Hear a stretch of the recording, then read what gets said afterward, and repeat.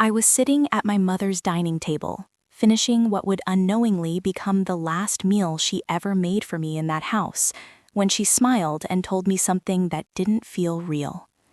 She said it was time for me to go.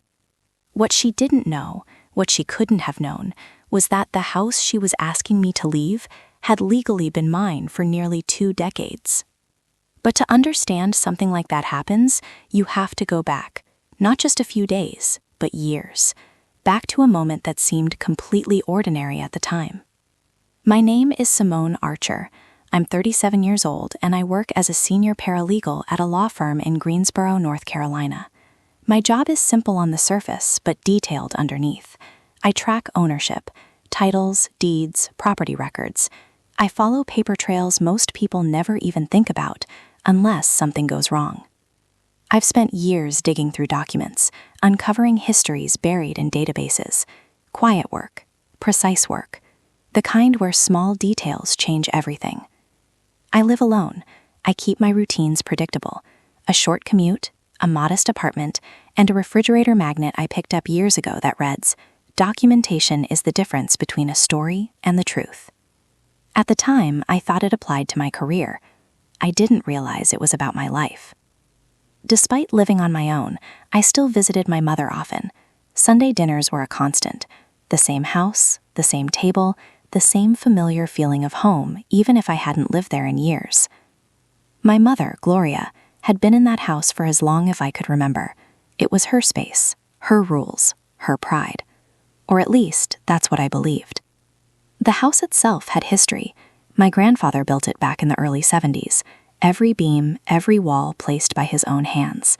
He wasn't a man of many words, but when he spoke, it meant something. He believed in things that lasted: solid work, honest effort, and trust. He passed away when I was still a teenager, and like most things during that time, I didn't question much. But years later, on an ordinary afternoon at work, something small happened. A mistake. A single wrong click. I was running a routine title search for a client. Nothing unusual, just another property file. But instead of opening the correct address, I accidentally pulled up a street I recognized instantly. Birchwood Drive. My fingers froze. I didn't mean to look further, but I did. And when the record loaded, everything changed. Because staring back at me on that screen was my childhood home, and under owner of record was my name. At first, I thought it had to be a glitch, a system error, something easily explained.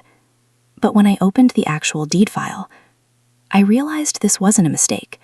This was something far bigger and far more intentional.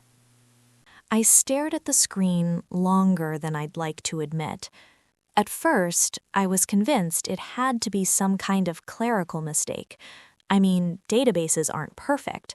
Records get misfiled, names get duplicated. It happens. But something about this felt different. So I clicked into the document.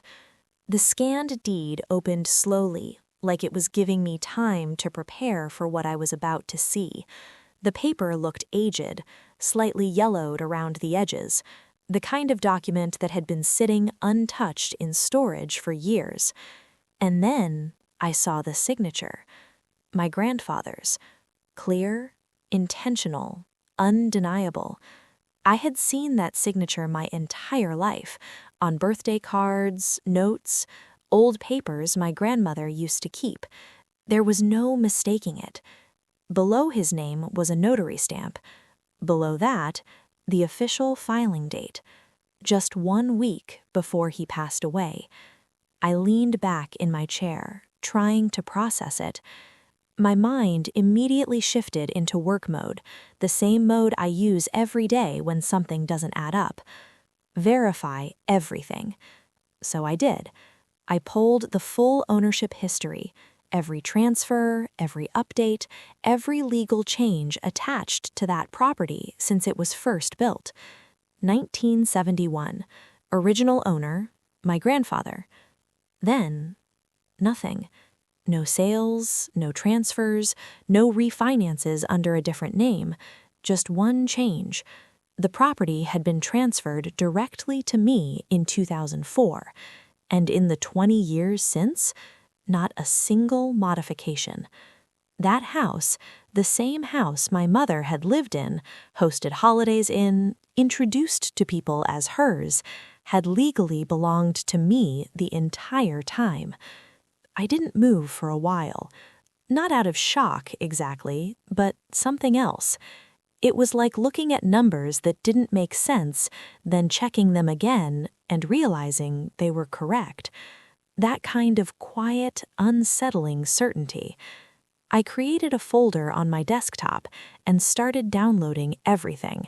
Deed copies, ownership chains, probate records, anything tied to that address. Still, I didn't call my mother. I didn't call anyone. Instead, I sat there, letting the reality settle in piece by piece, because this wasn't just a mistake. This was something that had been structured, filed, recorded, made official, and somehow never mentioned. After nearly an hour, I finally got up and walked over to my coworker Wanda's desk. I didn't explain anything. I just turned my screen toward her. She read silently, scrolled once, then again.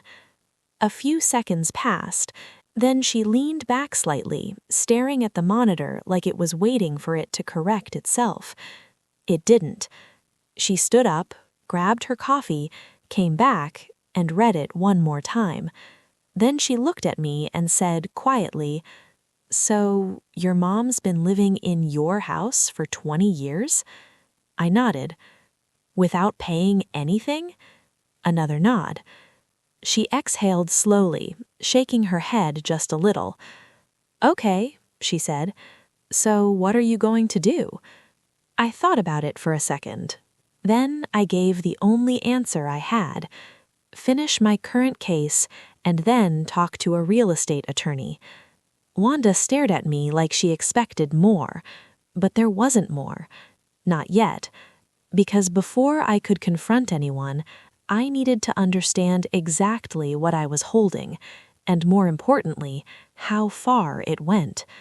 That night, I went back through every document again, and what I found next made things even more complicated, because it wasn't just about ownership anymore.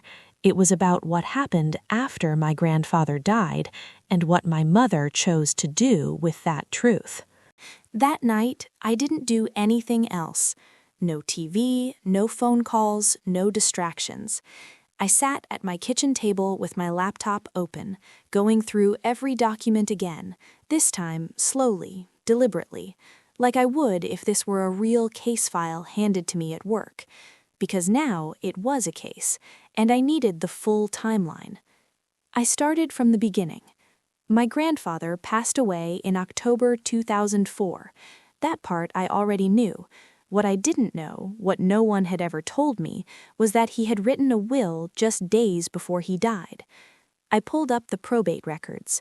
There it was, filed properly, processed within weeks, nothing unusual about the procedure itself. But the contents? That's where everything shifted. That house, had been left entirely to me, not to my father, not to my mother, to me, 17 years old at the time and completely unaware. I paused there for a long moment, because that kind of decision doesn't happen casually. My grandfather had made a choice, a very specific one. And then I kept reading. 2 weeks after his death, my mother filed for power of attorney over the property. It made sense on paper. I was underage, and she was my legal guardian. The request was approved. She was given full authority to manage the house, but only temporarily, until I turned 21, or until I revoked it. I sat back in my chair, already knowing what I was about to confirm. I checked the expiration. After that, nothing. No renewal, no transfer, no legal update of any kind, which meant that for over a decade, actually closer to 15 years, my mother had continued living in that house without any legal authority to manage it. No lease, no ownership, no documentation connecting her to the property in any official capacity. In legal terms, she was simply a tenant at will. But she didn't act like one. She hosted dinners, invited guests, introduced the house as hers every single time, and I had believed it every single time. I leaned back, staring at the ceiling, not in shock, not even in anger, just thinking, because this wasn't one bad decision. This was years of silence, years of omission, years of allowing a story to exist, knowing it wasn't true. And then something else surfaced in my mind, a memory. I was 16, standing in our kitchen, holding an acceptance letter I hadn't told anyone about, a full scholarship, a chance to leave, to build something for myself. I had placed it on the table, waiting for her reaction. She read it, slowly, carefully. Then she looked up and said something I didn't fully understand at the time.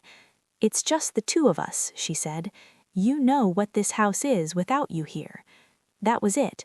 No argument, no direct refusal, just wait. Enough wait that the next morning I called the university and declined.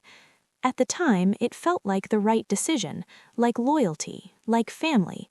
But sitting there now, years later, looking at legal proof that the house had never even been hers to begin with, that memory felt different, not like a choice, more like a moment shaped by something I didn't yet see. I closed my laptop slowly, because now I understood something I hadn't before. This wasn't just about a hidden document, it was about control, and how quietly it had been exercised. At that point, I had enough to confront her. I even picked up my phone, but I didn't call because something told me, once I did, there would be no going back. I picked up my phone that night, scrolled to her name, hovered over the call button, and then I stopped. Because the moment I made that call, everything would change. This wouldn't just be a quiet realization anymore. It would become a confrontation. And once something like that starts, there's no clean way to undo it. So instead, I put the phone down. And the next morning, I did the one thing I knew I needed to do first. I called a lawyer. Not someone from my firm. Not someone who knew me personally. I needed distance, objectivity. Someone who would look at this exactly the way it was, without emotion. Her name was Peg Morrison, a real estate attorney with decades of experience handling residential property disputes. I scheduled a meeting and spent the rest of the day organizing everything, like I would for any serious case. Chronological order, labeled tabs, summary notes. If I was going to do this, I was going to do it properly. When I sat across from her the next day, I didn't need to explain much. I handed her the file. She read in silence. The deed, the probate record, the power of attorney and its expiration, the full ownership chain going back to the 70s. About 10 minutes passed before she set the papers down and looked at me over her glasses. "You own this house," she said. "No hesitation, no uncertainty. Just a statement of fact.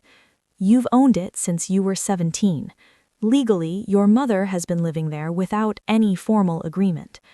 I didn't respond right away, not because I didn't understand, but because hearing it out loud made it heavier, real. She turned to her computer and pulled up the county records herself, verifying everything independently. Same result, same conclusion. Then she leaned back slightly. "The power of attorney expired years ago," she continued. "After that, she had no authority to manage, transfer, or make decisions about the property." I nodded slowly. Then I told her the part that had been sitting in the back of my mind. "I think she might try to add someone else to the deed," I said. "Her boyfriend. They've been together a few months." That changed her expression. Not dramatically, but enough. "Then we don't wait," she said. She reached for a legal pad and began writing. "I'll draft a cease and desist. It will formally establish your ownership and make it clear that any attempt to alter the property title will have legal consequences." She paused, then added, "But understand something. Once this is sent, this situation becomes official for both of you." I knew that. I had known it before I walked in. Do it. No hesitation this time, because waiting hadn't changed anything, it had only delayed it. Over the next few days, she prepared everything, clean, precise, and direct, the kind of document that leaves no room for interpretation. When I picked it up, I didn't open it. I didn't need to. I already knew what it meant. This wasn't just a discovery anymore. It was a line being drawn, and crossing it would change everything between me and my mother, permanently. I went home, placed the envelope on my kitchen counter, and stood there for a long time just looking at it, because once I used it, there was no version of life where things went back to normal. I thought I still had time to decide how to handle it, maybe a private conversation, maybe a warning. But then my mother called me, and what she said made it clear I was already out of time. I was standing in my kitchen when my phone rang. Her name flashed across the screen just like it always did.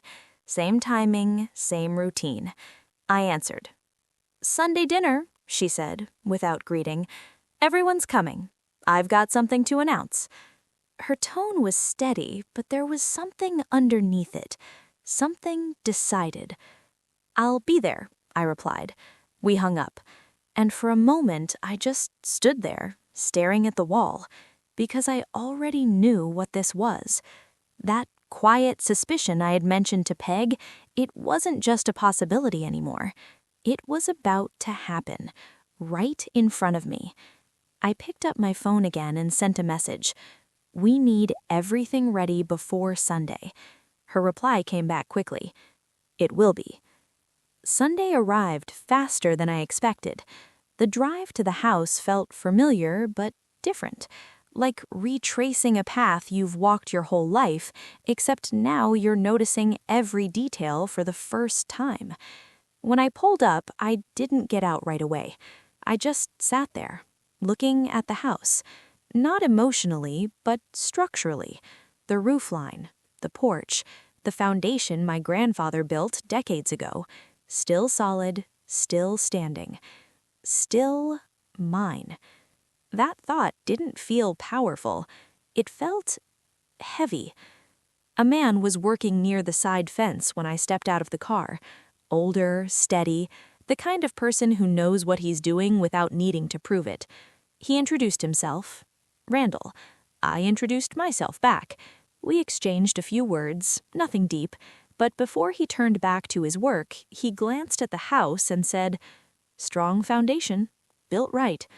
I nodded. He knew what he was doing. Then I walked inside. The house was full. Family, neighbors, familiar faces, and a few I didn't recognize. The table was extended, covered with the good cloth. Food everywhere. The kind of spread that meant this wasn't just a regular dinner. This was an occasion. I moved the way I always do in that house, helping where needed, staying out of the center, observing more than speaking. But this time, I noticed everything. The way my mother moved through the kitchen like she owned every inch of it. The way she spoke about the house. The way she introduced rooms like they were hers to give. And then, at one point, I heard something I wasn't supposed to hear. She was in the hallway, on the phone. Her voice was low, but not low enough. "Yes," she said. "He's moving in soon." A pause. "I'm putting his name on it too, making it official." Something in my chest tightened. Not surprise, confirmation. I stepped away quietly, walked into the bathroom, and closed the door. Then I took out my phone and typed a message. She's doing it. I hit send, stared at the screen for a second, then locked it, and went back to the table like nothing had happened. Dinner continued. Conversations flowed, plates passed, laughter here and there, but underneath it all there was a countdown, and I could feel it. When dessert was served, I stood up and said I needed to leave soon. It wasn't true, but I needed to step outside for a moment, to breathe, to think, because this was it. There wasn't going to be a private conversation. There wasn't going to be a gentle approach. Whatever happened next was going to happen right here, in front of everyone. I thought I might still walk away, handle it quietly later, but then my mother stood up, tapped her glass, and made an announcement that changed everything. The room slowly quieted as my mother tapped her glass. It wasn't loud, but it didn't need to be. She had always known how to command attention without raising her voice. Conversations faded, chairs stilled, and within seconds, every eye at the table was on her. She stood there, hands lightly resting on the edge of the table, scanning the room the way she always did before saying something important. Measured, intentional, prepared. "You all know," she began, her voice warm, "that this house has always meant more than just a place to live." A few heads nodded. Someone murmured in agreement. "It's about family," she continued, "about what we build and who we share it with." Then she turned slightly, looking toward Randall. "And I've found someone who understands that." A soft smile spread across her face. "Randall is a good man. He's steady, he's kind, and he's shown me what it means for someone to truly show up." There were approving sounds around the table now, a few quiet mm-hms. Someone whispered, "That's nice." She took a small breath. "So I've decided," she said, "to make this official." The room leaned in, almost collectively. "I'm going to put his name on the house, make it his home too." There it was, out in the open, no hesitation, no doubt, just a decision presented as a fact. For a moment, there was silence. Then reactions started to ripple through the room. Surprise, approval, confusion. My aunt placed a hand on her chest. Someone let out a soft laugh of excitement. A few people even clapped lightly, unsure but willing to follow the moment. I didn't move, didn't speak. I just sat there, letting the words settle into something real. Because now it wasn't a suspicion anymore. It wasn't something I had overheard. It was happening, right here, right now. And then she looked at me. Her eyes landed on mine, and for a split second, something shifted. Not doubt, not fear, but something closer to expectation. "Simone," she said. The room turned toward me. "You've never really been part of maintaining this household," her tone still calm, still controlled. "But that's all right." A small pause. "Once Randall moves in, things will be different. This will be his home too." Another pause. "You won't just be able to come and go like before. You'll call first. You'll ask." The words weren't loud, but they landed with precision. "And I suppose," she added, glancing briefly around the table, "this is probably the last dinner like this, the way things used to be." A few people shifted uncomfortably, but no one said anything, not yet. And in that moment, something inside me went completely still. All the hesitation, all the waiting, all the thoughts about doing this privately, carefully, quietly, gone. Because she had already made it public. She had already drawn the line. All that was left was my response. I reached down slowly, opened my bag, and wrapped my fingers around the envelope. For a second, I hesitated, not because I didn't know what to do, but because I understood exactly what it would cost. Then I placed the envelope on the table, and everything changed. The room was still settling from her announcement when I placed the envelope on the table.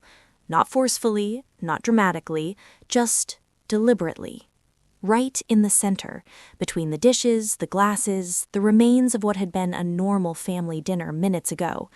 At first, no one reacted. They didn't understand what they were looking at yet, but my mother did. Her eyes dropped to the envelope, then slowly lifted back to me. "What is that?" she asked. Her voice was controlled, but thinner now. "It's from my attorney," I said. That was enough to shift the air in the room. You could feel it. Conversations stopped completely, even the small background noises, the clink of utensils, the movement of chairs, faded into nothing. My mother reached for the envelope. There was a brief pause, like she was deciding whether or not opening it would make something real that she wasn't ready to face. Then she opened it, pulled out the papers, and began to read. The first page was enough to change her expression. The second page made it worse. By the time she reached the attached copy of the deed, the room had gone completely silent. Not polite silence, not awkward silence, the kind that settles in when everyone realizes something serious is happening and no one knows what comes next. She read it once, then again, slower, more carefully. Finally, she lowered the papers just slightly. "What is this supposed to mean?" she said. But it wasn't really a question. She already knew. "That's a cease and desist, and a copy of the deed filed by Grandpa before he passed. I didn't raise my voice. I didn't need to. The house has been in my name since I was 17. That was the moment it landed. You could see it move through the room, person to person, like a realization spreading. Confusion, disbelief, recalculation. My aunt reached over gently and took the papers from my mother's hands. She read the first section, her brow tightening as she went. Then she placed them back down carefully, like they carried weight. "Those records are public," I added. "Anyone here can look them up." No one moved to check. They didn't need to. The certainty in the room had already shifted. One of my cousins spoke up, his voice louder than necessary. "That can't be right," he said. "That's her house." I shook my head once. "No," I said, "it's not." Then I looked directly at my mother. It never was. The words didn't echo. They didn't need to. They landed exactly where they were meant to. Across the table, Randall hadn't said anything yet, but now he reached forward. "Can I see that?" he asked quietly. I slid the deed copy toward him. He read it carefully, not rushing, not reacting immediately, just processing. Page 1, page 2, the signature, the date. When he finished, he placed the paper back down in front of him and turned slightly toward my mother. "You told me this was your house." No anger, no accusation, just a statement. And somehow that made it heavier. My mother opened her mouth, but nothing came out. For the first time that night, she didn't have control of the room. Randall stood up slowly, picked up his jacket, and looked at me for a brief moment. There was something in that look, not hostility, not sympathy, just acknowledgement. He said, "I'm sorry." Then he walked out. The front door closed behind him with a quiet finality, and just like that, everything shifted. For a moment, no one spoke. Then my mother turned back to me, and what she said next wasn't denial. It was something far more personal. For a few seconds after the door closed, no one moved. The room felt suspended, like everything was waiting for someone to decide what this moment meant. And then my mother turned to me, slowly, deliberately. The papers were still in her hand, slightly crumpled now, not from carelessness, but from the pressure of holding on to something she couldn't control. Her expression had changed. Not confusion, not even shock. Something sharper. "You're really doing this?" she said. Her voice was quieter than before, but heavier. I didn't answer right away, because I knew this wasn't a question about documents anymore. This was something else. "Earl would never have wanted this," she continued. "He loved this family. He built this house for all of us." I held her gaze. "He's the one who signed the deed," I said.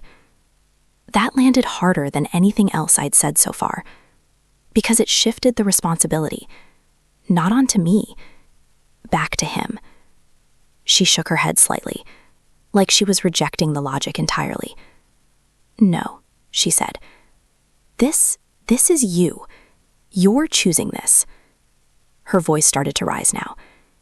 "You're using paperwork to tear something apart that took years to build." There it was. The shift. Not denial of the facts, but reframing them. turning the situation into something emotional, something I was responsible for. "I'm not tearing anything apart," I said calmly. "I'm stopping you from putting someone else's name on a property that isn't yours." That hit. You could feel it in the room. A few people looked down. Others avoided eye contact altogether. Because now, it wasn't abstract anymore. It was clear, direct, unavoidable. "This is my home," she said, louder now. "I've lived here for 30 years. I've taken care of it, paid for things, maintained it." Her voice carried weight, the kind built over time, over effort, over lived experience. And for a moment, I understood that. But understanding didn't change the truth.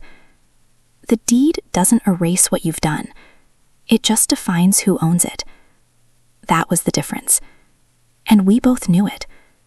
She turned slightly, looking around the table, looking for support, for agreement. "You all see this, right?" she said. "You see what she's doing?" No one answered immediately.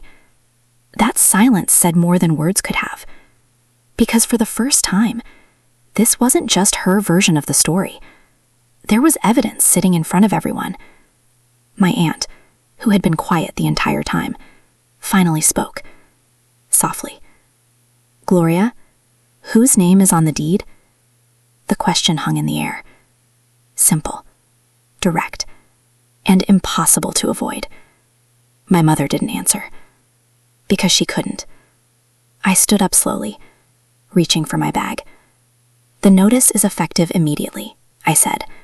"No changes can be made to the property. No names added, no agreements regarding ownership." My voice stayed steady, professional, almost detached, because that was the only way to get through it. "My attorney will follow up with next steps."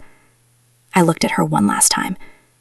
"You have time to figure out what you want to do," I added, but this couldn't wait any longer. No anger, no raised voice, just finality. I turned, walked to the front closet and grabbed my jacket. No one tried to stop me. No one knew how. And as I stepped out of the house, the same house I had walked into my entire life without question, everything felt different. Not because it wasn't familiar anymore, but because now I understood it. I thought walking away would feel like relief or closure. But sitting in my car that night, I realized something I wasn't prepared for. Winning the truth doesn't always feel like winning. I sat in my car for a long time. The house was still lit behind me, warm light spilling through the windows like nothing had changed. Shadows moved inside, people walking, talking, continuing something that used to feel normal. But I couldn't tell what it was anymore. A dinner? An argument? An ending? Maybe all three.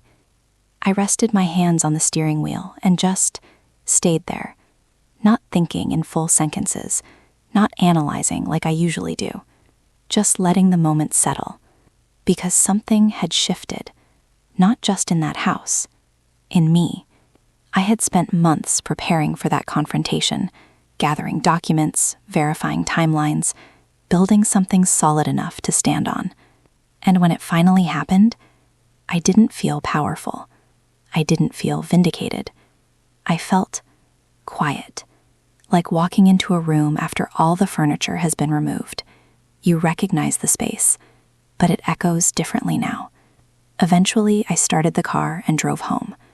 The silence in my apartment felt heavier than usual.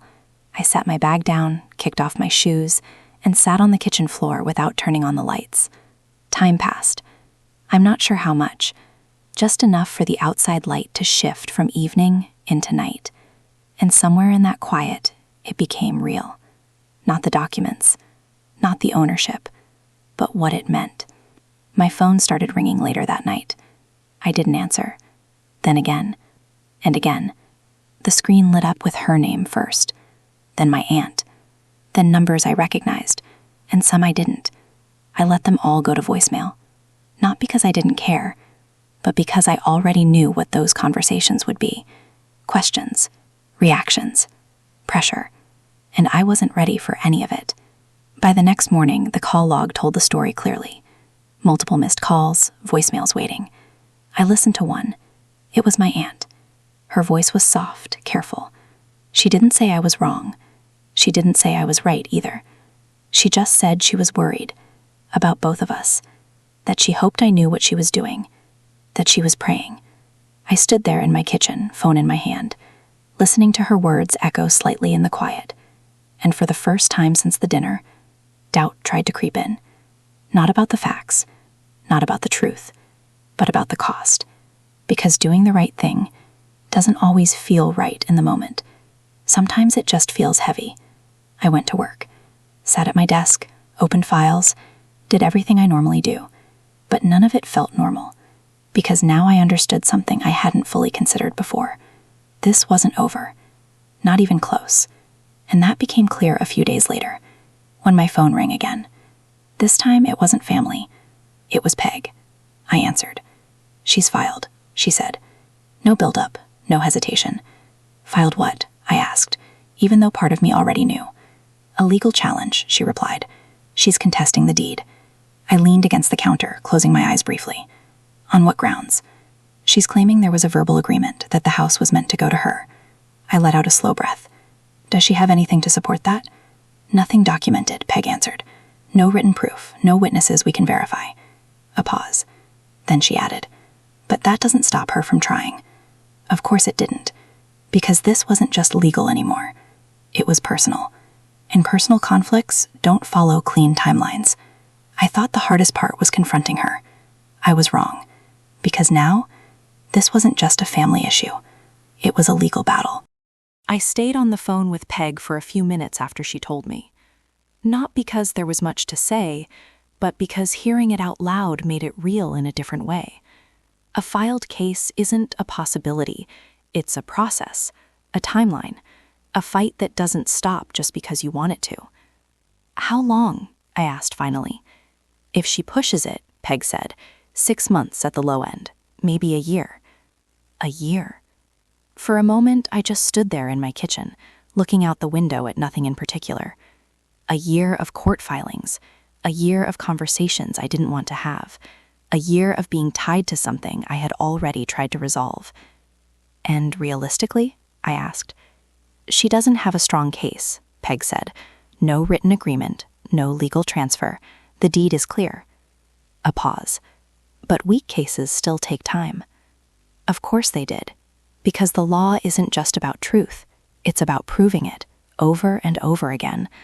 I nodded, even though she couldn't see me. "All right," I said. "What's the next step?" "I'll file a response," she said, "and a motion to dismiss if we can, possibly sanctions if the claim is completely unsupported." Her tone stayed steady, professional, grounded, the way you need someone to be when things start getting complicated. After we hung up, I didn't move right away. I just stood there, letting the weight of it settle. Because this wasn't just about ownership anymore. It was about endurance, and whether I was ready for what came with that. The next few days shifted into a routine I hadn't planned for. Work, home, legal updates, repeat.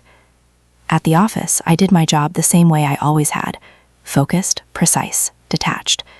But now every file I opened felt different, because I wasn't just working on other people's cases anymore. I was living inside one. Wanda noticed. Of course she did. She didn't ask right away, just watched, waited. Then one afternoon, she leaned against my desk and said, "So, how bad is it?" I gave her the short version, the filing, the claim, the timeline. She listened without interrupting, arms crossed, expression unreadable. When I finished, she nodded once. "All right," she said. "So we fight it." Simple, direct, no hesitation. I almost laughed, not because it was funny, but because of how clear it sounded when she said it, like there wasn't another option. And maybe there wasn't. A few days later, I drove past Birchwood again. I didn't plan to. It just happened. The lights were on, same as always. The porch light still worked, the one my grandfather installed decades ago. Still steady, still unchanged. For a moment, I slowed down. Not enough to stop, just enough to look. And that's when it hit me. The house hadn't changed, not really. Everything about it was still the same. Same structure, same walls, same history. The only thing that had changed was the truth being visible now. And once something becomes visible, it can't go back to being hidden. That night, I sat at my kitchen table again. Same place I had reviewed the documents weeks earlier. Same quiet, same stillness. But this time, the question wasn't, what is true? I already knew that. The question was, how far was I willing to go to defend it? Because truth alone doesn't end a conflict. Action does. And action always has consequences. I thought I was prepared for everything this would bring. The legal fight, the tension, the distance. But I wasn't prepared for what came next, because the next move didn't come from the court. It came from my family. The call came on a Thursday morning. I was halfway through reviewing a file at work when my phone buzzed. My aunt. I let it ring once. Twice. Then I answered. Her voice wasn't angry. That would have been easier. Instead, it was careful, measured, like she was trying not to say the wrong thing. "Simone," she began, "we need to talk." I leaned back in my chair. "I figured," I said. There was a pause on the other end. Then she exhaled softly. "This has gone too far." Not a question, a statement. I didn't respond immediately, because I knew what too far meant in her version of the story. "It's dividing everyone," she continued. "Your mother is upset. The family is confused. People are talking." That part didn't surprise me. "What are they saying?" I asked. Another pause. "That you're trying to take the house from her." There it was. The simplified version. The one that spreads fastest. The one that ignores documents, timelines, signatures, and law, and replaces all of it with emotion. "I'm not taking anything," I said calmly. "I'm responding to a legal filing." A small silence followed. Then she said something quieter. "Do you think this is what your grandfather would have wanted?" That question landed differently, not because it was valid, but because it was familiar. It was the kind of question people use when they can't argue facts anymore. I stood up and walked to the window in the office hallway. Outside, the city moved like it always did. People going nowhere near this situation, unaware it even existed. "My grandfather didn't leave opinions," I said. "He left documents." My aunt didn't answer right away. When she did, her voice softened again. "Your mother has lived there her whole life." "I know," I said. "And now she might lose it." A pause. That was the real point.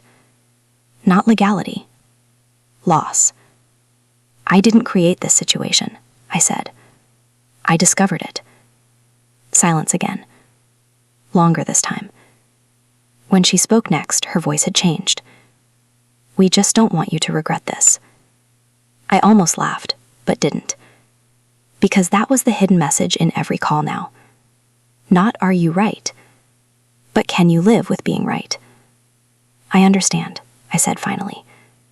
"But it's already in motion." And that was true. Not just legally, but emotionally. Once something like this starts moving, it doesn't stop just because people feel uncomfortable.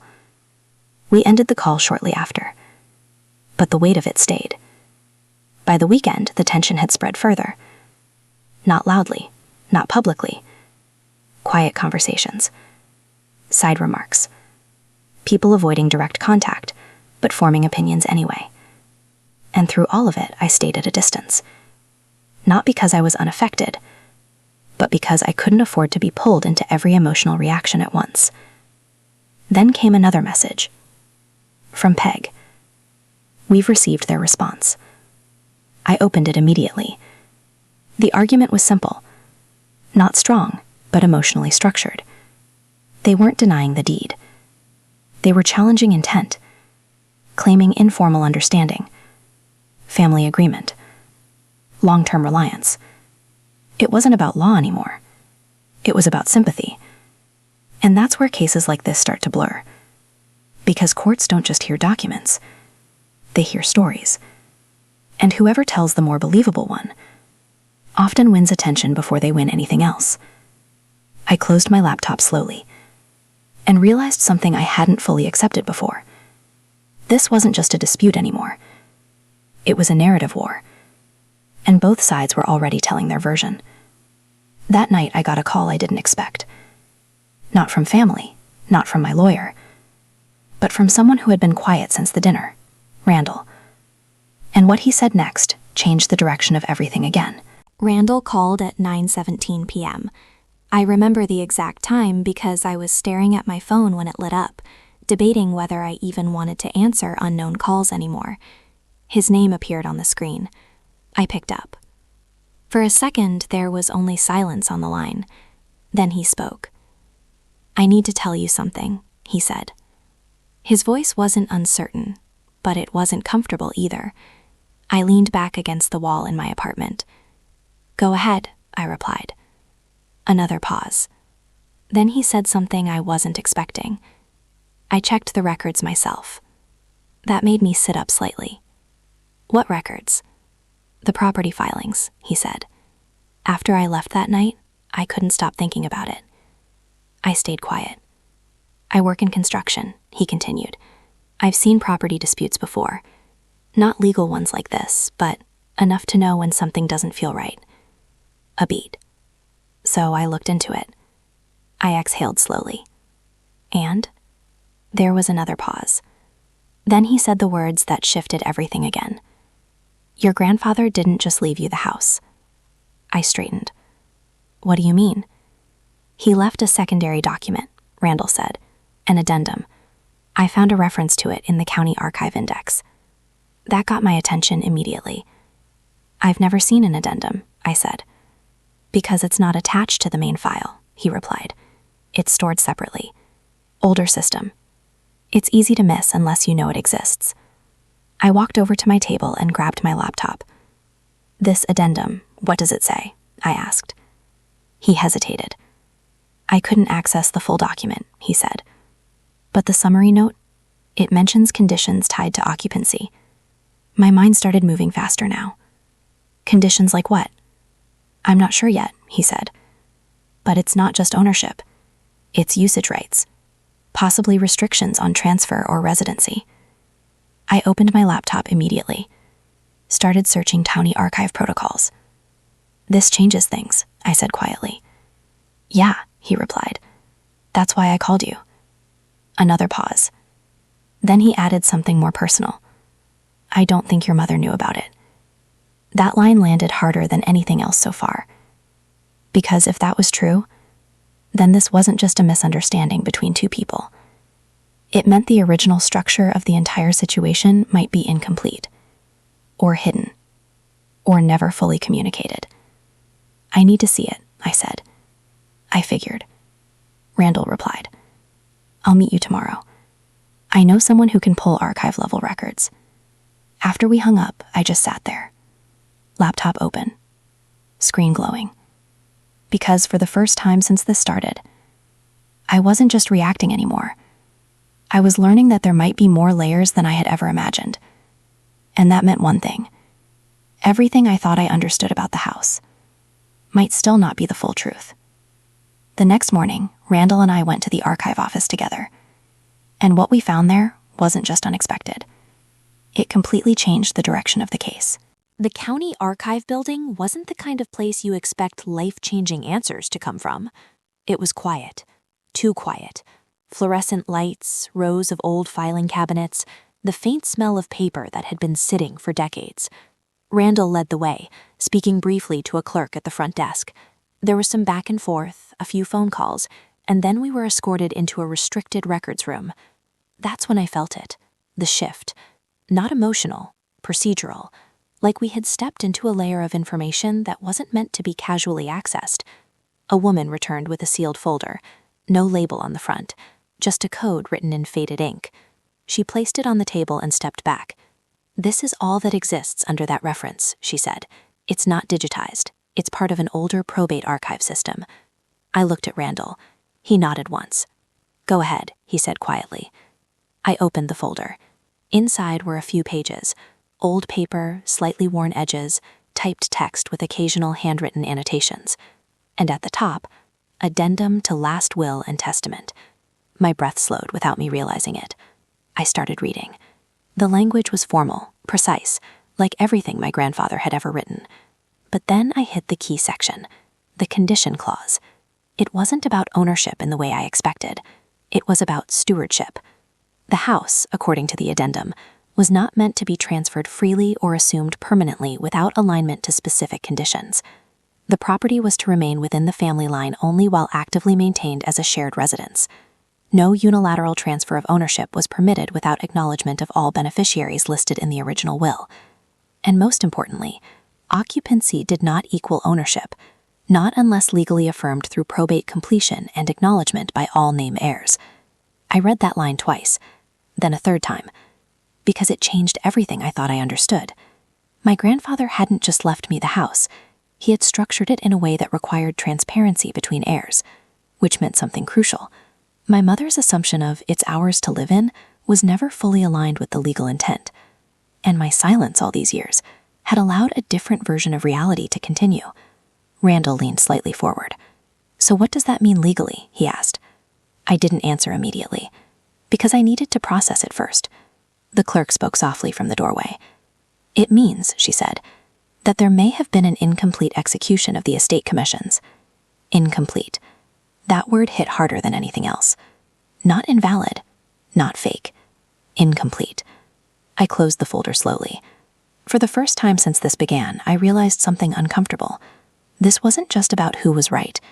It was about a system that had never been fully finalized. And systems like that don't resolve themselves easily. They unravel. On the drive back, Randall finally broke the silence. "If that clause is enforceable," he said, "then this case isn't just yours against your mother anymore." I turned slightly toward him. "Then what is it?" He paused. "Then it's about whether the estate was ever legally completed at all." And in that moment, I realized the fight had just entered a completely new phase. The drive back from the archive didn't feel like a return trip. It felt like leaving one version of reality and entering another. Randall didn't speak much at first. His hands stayed steady on the wheel, eyes fixed ahead, but I could tell he was thinking through the same thing I was. The addendum, the wording, the implications. Finally, he broke the silence. "If that document is valid," he said, "then the case isn't just about ownership anymore." I nodded slowly. "Then what is it about?" I asked. He glanced at me briefly before looking back at the road. "It's about whether the estate was ever properly executed under legal intent." That phrase again. Properly executed. Incomplete. Unresolved. It didn't sound dramatic, but in legal terms, it was massive. Because an incomplete estate doesn't just create confusion, it creates overlapping claims that can exist at the same time without ever fully resolving. I leaned back in my seat. "So what happens now?" I asked. "That depends," he said. "If this addendum is recognized in court, everything shifts. Not just your claim, your mother's defense too." A pause. "She may not just be contesting ownership anymore," he added. "She may be contesting the validity of how the estate was handled in the first place." That changed the weight of everything. Because up until now, this had felt like a straight line. Me versus her. Document versus emotion. Law versus memory. But now, it was becoming structural. Systemic. Unfinished history trying to resolve itself through present conflict. When I got home, I called Peg immediately. I explained everything. The addendum, the conditions, the archive record. There was a long silence on her end after I finished. Then she said something I didn't expect. "We need to treat this carefully," she said. "If what you found is accurate, it doesn't just support your position, it complicates the entire estate history." "Complicates how?" I asked. "It opens the door," she said, "to questioning whether any informal assumptions over the years ever had legal grounding at all." Another pause. "And that can escalate quickly." I sat at my kitchen table again. Same place, same silence. But now it didn't feel like resolution was close. It felt like we had stepped into something that had been unresolved for decades, and only now had started to move. Meanwhile, messages started to appear. Not from lawyers, from family. Short ones, confused ones. One simply said, "Is this real?" Another, "We need to talk before this goes further." But the one that stayed on my screen the longest was from my mother. No accusation, no explanation, just one line. "You're changing everything." I stared at it for a long time, because for her, that was probably how it felt. But for me, I wasn't changing anything.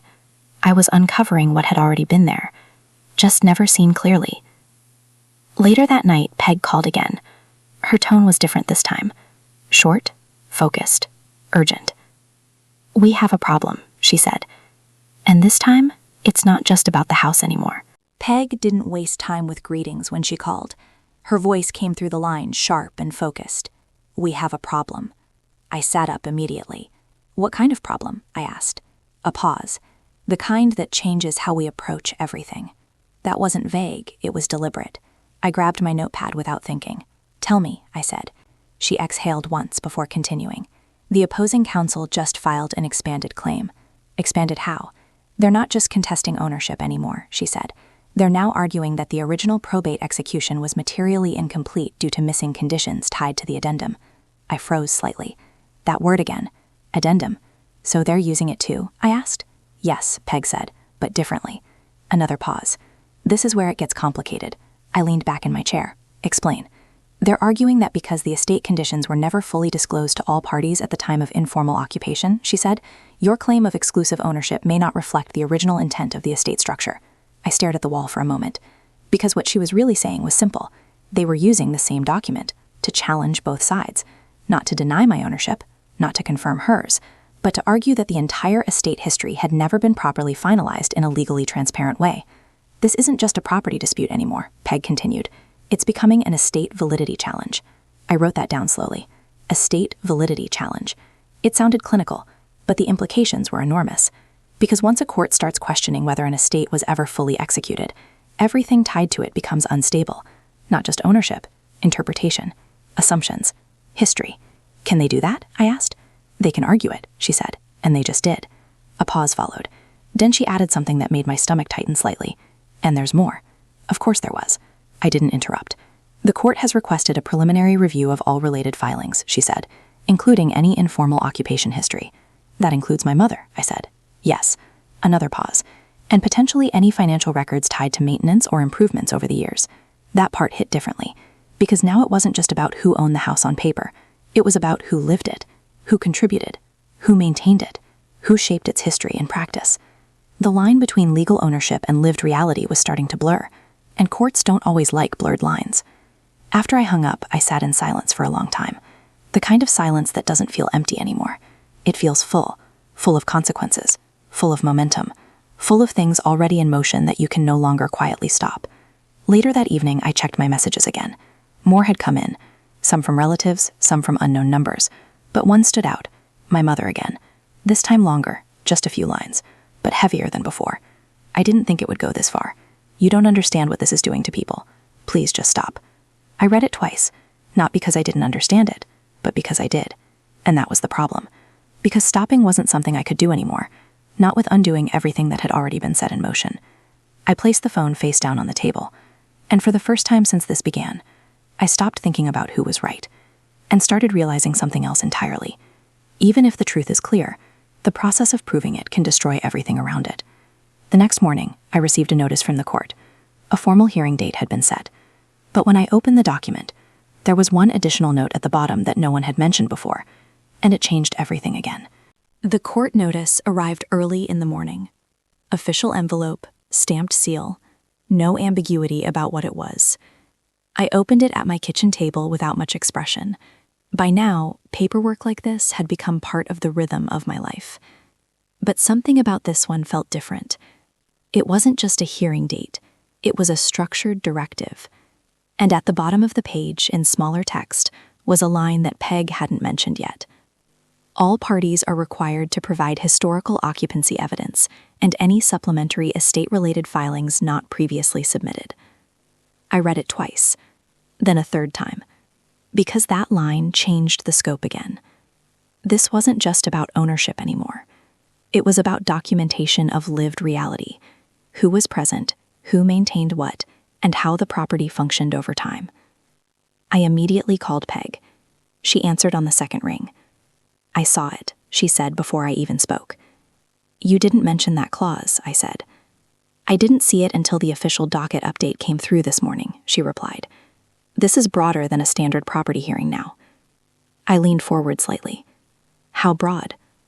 A pause. "Everything is on the table," she said.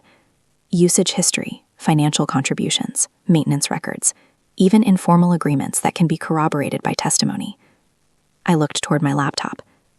So now it wasn't just documents. It was people, memory, narrative. "This shifts the strategy," Peg added. "We're no longer just defending title. We're defending legal clarity over decades of occupancy." That phrase stuck. Legal clarity over decades. Because that was exactly what was missing. Not truth. Not facts. But clarity that had never been formally established in real time. After the call, I sat still for a while. Then I started organizing again. Every receipt I could find. Every record tied to maintenance. Every tax document. Every utility payment I had ever seen referenced in old files. Not because I expected it to win anything alone, but because now I understood the direction this was going. The court wasn't just asking who owns the house. It was asking what the house became over time. And those are two very different questions. By the afternoon, my mother called. I let it ring twice before answering. Her voice came through softer than before. Not defensive, not angry. Tired. "They're making it into something bigger than it is," she said. I didn't respond immediately, because I understood what she meant, but I also understood what was happening legally. "It's already bigger than both of us," I said quietly. A pause. Then she said something I didn't expect. "I never tried to take anything from you." That line stayed in the air longer than anything else she had said so far. Because it wasn't an argument. It was a belief. And beliefs don't always align with records. "I know," I said finally. And I meant it. Because this wasn't just about intent anymore. It was about structure. And structures don't care about what people meant. Only what was recorded. After the call ended, I stared at the notice again. The hearing date was approaching fast. And now I understood something clearly. This wouldn't end with a simple ruling. It would end with a judgment on years of unresolved history. And someone would leave that courtroom carrying the weight of it. The day before the hearing, Peg called me one last time. Her voice was different again. More serious. "Something came in overnight," she said. "And if it's verified, it changes who we thought was actually entitled to the house in the first place." Peg didn't sound like herself when she called. That was the first thing I noticed. No warm-up, no structured explanation, just straight into it. "Something came in overnight," she said. I was already standing before I realized it. "What kind of something?" I asked. A pause. The kind that should have been in the original court submission, but wasn't. That made my grip tighten slightly on the phone. "Explain." She exhaled. "A supplemental filing was discovered in the courthouse system. It was never properly attached to the estate record during digitization." I stayed quiet, because I already knew where this was going. "And," I pressed, "it references your grandfather's estate again," she said. "But this time, it names an additional party." I frowned. "Who?" Another pause. Then she said it. "Anderson Clark." The name didn't mean anything to me at first. I repeated it slowly. "Who is that?" "That's the problem," Peg replied. "He's not in any of the family records, not in probate filings, not in the will." I sat down without realizing it.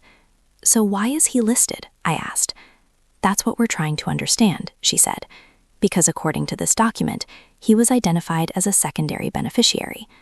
A silence stretched between us. Secondary beneficiary. That didn't make sense. Not in the structure I had seen, not in anything I had reviewed. "Is it legitimate?" I asked. "We don't know yet," Peg said. "It has proper archival stamps, but it was never presented during the original hearing phases." That was the key point. Never presented. Meaning the entire legal process so far may have been built on incomplete information. I rubbed my forehead slowly. "So what does this change?" I asked. Peg didn't answer immediately. When she finally spoke, her voice was lower. "It changes standing," she said. "If he is a valid beneficiary under the estate structure, then the court may need to reconsider how distribution rights were originally interpreted." I stared at the wall in front of me. Because this wasn't just another document. This was a third axis in the conflict. Not just me, not just my mother, but someone else entirely, who may have been legally present in the structure the entire time. And no one knew. Or worse, someone did know. I opened my laptop again immediately, searching the name. Nothing meaningful. No family connection, no obvious link to my grandfactor. Just fragments. Old references buried in archival metadata logs. The kind of name that feels like it shouldn't exist in the system, but somehow does. Later that evening, my mother called again. I almost didn't answer, but I did. Her voice was quieter than before. Not defensive this time. Unsteady. "They asked me about someone," she said. I closed my eyes slightly. "Anderson Clark," I said. A pause. A longer one than I expected. "You've heard that name?" she asked. That was all I needed, because that pause told me more than any answer could. "I just found out," I said carefully. She didn't respond right away. When she did, her voice had changed completely. "I don't know who that is," she said. But this time, it didn't sound like certainty. It sounded like fear of what the answer might become. I hung up shortly after. Not because the conversation was over, but because something had just shifted again. And now, the case was no longer between two versions of the same truth. It was starting to look like there had always been more than two sides. The next morning, Peg called me urgently again. This time, she didn't start with explanations. She started with one sentence. "They want all three of you in the courtroom." And that was the moment I realized. This was no longer just a family dispute. The courtroom didn't feel like the place where answers usually arrive. It felt like a place where they get rearranged. I arrived early that morning with Peg, sitting in a quiet row before the hearing began. The air was still, but it wasn't calm. It was waiting. Waiting for something to break open. Then I saw her. My mother. She wasn't sitting with the same confidence she had at the dinner table anymore. Different posture, different energy, like she had already spent too many nights thinking about what was coming. And then I saw someone else enter, a man I didn't recognize, middle-aged, quiet, careful steps, not someone trying to be seen, but not avoiding it either. He sat on the opposite side. Peg leaned slightly toward me. "That's him," she whispered. "Anderson Clark." The name didn't feel real until that moment, because names on paper are one thing.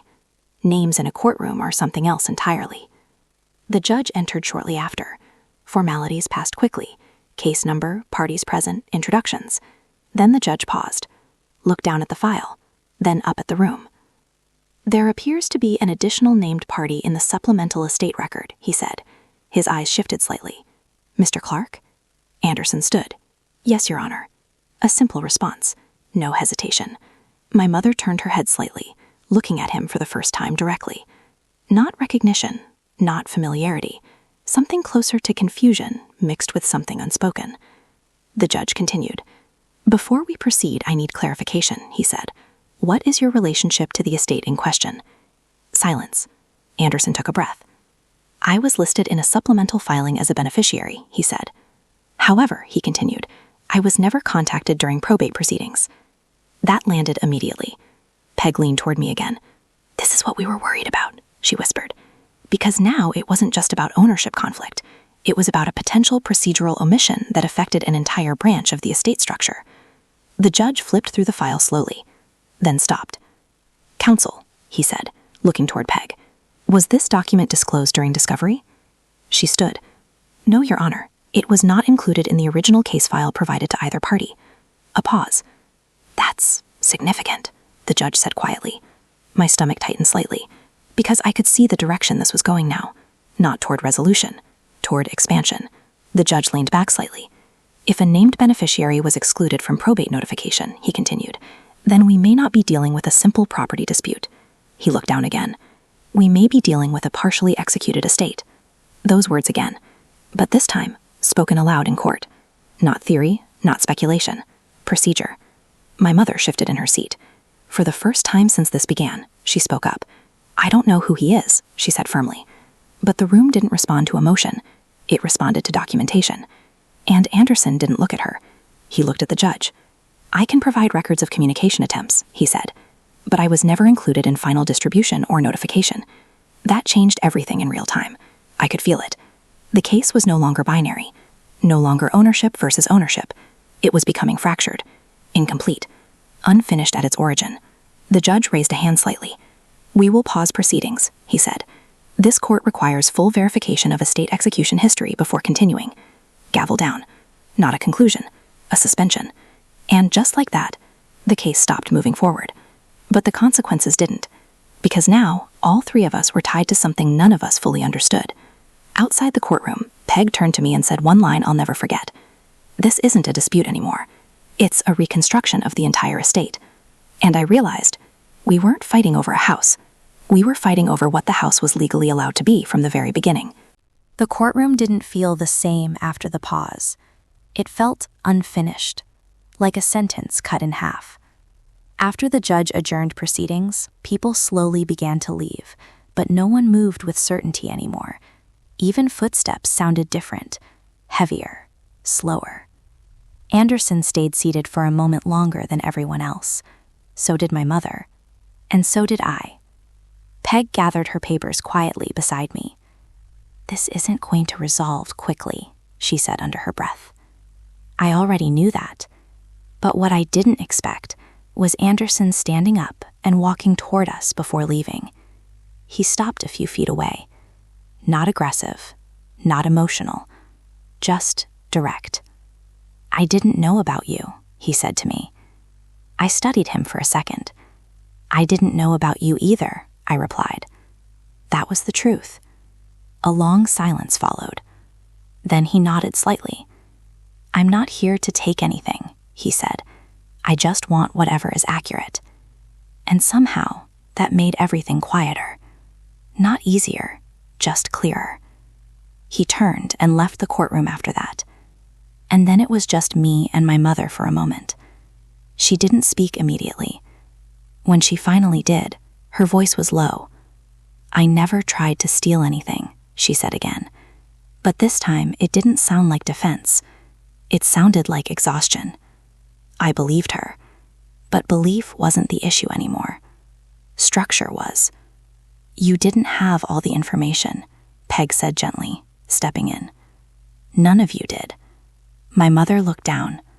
For the first time since this started, she didn't try to argue. Outside the courthouse, the air felt colder than I remembered. We stood there in different directions for a moment, like the world itself didn't know how to place us anymore. Then my mother spoke one last time. Is the house even ours? She asked quietly. I didn't answer immediately, because the honest truth was complicated now. Finally, I said, it's not just about who it belongs to anymore. It's about what was never fully finished. She nodded slowly, and for the first time, she didn't fight it. Epilogue. What remained? The weeks after that weren't loud. There were no dramatic court victories, no final confrontation, just process, review, verification, correction of records that had been incomplete for decades. The court eventually ordered a full estate reconstruction review, bringing clarity to what had been resolved in my grandfather's filings. Not everything was erased. Not everything was taken. But the story of the house changed from ownership to history. Anderson stepped back on active claim once records were clarified. My mother eventually agreed to a mediated settlement that reflected contribution and occupancy, not possession. And me? I learned something I didn't expect. The truth doesn't always arrive as victory. Sometimes it arrives as understanding, with consequences attached. The house still stands on Birchwood Drive, but now, when I think of it, I don't think of ownership. I think of everything it held that was never spoken out loud, and everything that finally had to be. Because sometimes the biggest shock isn't who owns something. It's realizing it was never fully understood by anyone in the first place. Before you go, if you think this story was shocking, you need to watch this next one. Because what happened there was even more unbelievable. Tap the video on your screen right now.